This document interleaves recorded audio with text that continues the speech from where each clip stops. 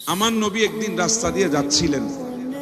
আমার নবী যখন রাস্তা ধরে যাচ্ছিলেন, হঠাৎ আমার নবীর কানে একটা কান্নার আওয়াজ আসছে।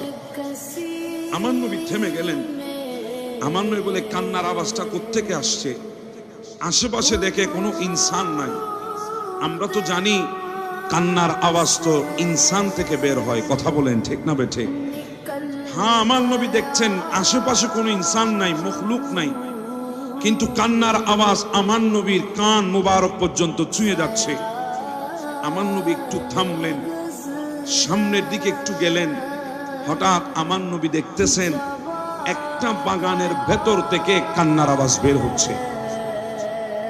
আমার নবী আরেকটু গৌর করলেন, দেখতেছেন না, বাগানের ভেতরেও কোনো মানুষ নাই, ইনসান নাই। আমার নবী দেখতেছেন একটা গাছের ভেতর থেকে কান্নার আওয়াজ আসতেছে। আমার নবী আরেকটু নজর করে দেখলেন, গাছ কাঁদছে না, গাছের একটি কাঁটা কান্না করতেছে। কিসে কাটছে? কাঁটা কাটছে, কাঁটা। আমার নবী কাঁটার কান্নার আওয়াজ পর্যন্ত শুনে। আমার নবী কাঁটার কান্নার আওয়াজ শুনতেছেন।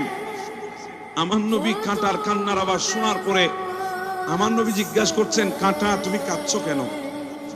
আচ্ছা, আমরা তো জানি আমাদের সামনে যদি কোনো চতুষ্পদ জন্তু যদি কাঁদে, কান্নার আওয়াজ আমরা শুনবো না, কিন্তু ওদের চোখের পানি যদি বেয়ে পড়ে, আমরা যদি কখনো দেখি, এমন তো তা হয় আমাদের সমাজে, অনেক গরুর চোখ দিয়ে পানি বেয়ে বেয়ে পড়ছে, আমরা দেখতেছি। আমরা যদি দেখি, বুকে হাত দিয়ে বলে না, আমরা কি কখনো জিজ্ঞাসা করবো, গরু তুমি কাঁদো কেন? কারণ আমরা জানি গরু কথা বলতে পারে না, তার জুবান নাই বলার মতো। কিন্তু আমার নবী জিজ্ঞাসা করছে, কাঁটা তুমি কান্না করছো কেন? ইয়া রাসূলুল্লাহ, আপনি তো জানেন কাঁটা আওয়াজ দিতে পারে না, জিজ্ঞাসা করছেন কেন? আমার নবী বলে, উম্মত, পৃথিবীতে এমনও সৃষ্টি যদি হয় যাদের জুবান নাই, তারা বলতে পারে না, কিন্তু আমি নবী যদি জিজ্ঞাসা করি, তার জুবান না থাকা সত্ত্বেও আমার মালিক তাকে জবান দেবে বলার জন্য, আমার কথার উত্তর দেওয়ার জন্য। সুবহান। কাঁটা বলছি, ইয়া রাসূলুল্লাহ, আমি কাঁদছি। হায় আল্লাহ, কাঁটাও জানে কোথায় কাঁদতে হয়। কথা বলেন ঠিক না? কাঁটা বলছি, ইয়া রাসূলুল্লাহ, আমি কাঁদছি। আমি তো কাঁটা, আল্লাহ আমাকে সৃষ্টিগত কাঁটা হিসাবে বানিয়েছেন। দুনিয়ার বুকে আমি কাঁটা হয়ে এসেছি, তো আমার মালিক আমাকে তো বেশি দিন রাখবে না।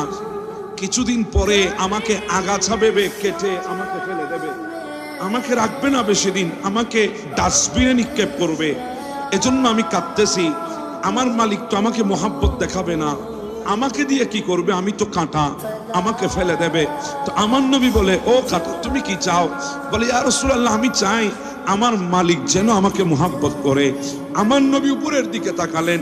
আল্লাহ ডাক দিয়ে বলেন, ও আমার মাহবুব, আপনি উপরে তাকান কেন? আমার দিকে তাকাইতে হবে না। ওয়া আম্মা সাইলা ফালা তানহার, আমি তো আপনার কাছে দিয়ে রেখেছি, যা চাইবে আমার সৃষ্টি আপনি শুধু দিতে থাকবেন, আপনি শুধু দিতে থাকবেন। এজন্য আমার আলা হযরত ওই বেরেলির চৌকাতে বসে ইমাম ইশকে মোহাব্বত, ইমামে আশিকা, কিবলায়ে দিলোজা ইমাম আহমদ রেজা বলেন, লা ওয়ারাবিল আরশে জিসকো জো মিলা উনসে মিলা বাততি है कौनैनो में नेमत রাসূলুল্লাহ কি। সুরে বলেন সুবহানাল্লাহ। গোটা কায়নাত পেয়েছে আমার নবীর দরবার থেকে। কথা বলেন ঠিক না বেঠে?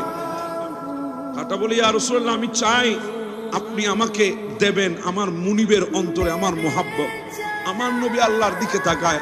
আল্লাহ বলে, এদিকে তাকানোর দরকার নাই, আপনি দেন, যা চাই তা দেবেন, আমি তো আপনাকে খজিনা দিয়ে রেখেছি। আমার নবী বলে, ঠিক আছে, তোমাকে আল্লাহর তরফ থেকে দিয়ে দিলাম। কাঁটা বলে, ইয়া রাসূলুল্লাহ, কি দিলেন?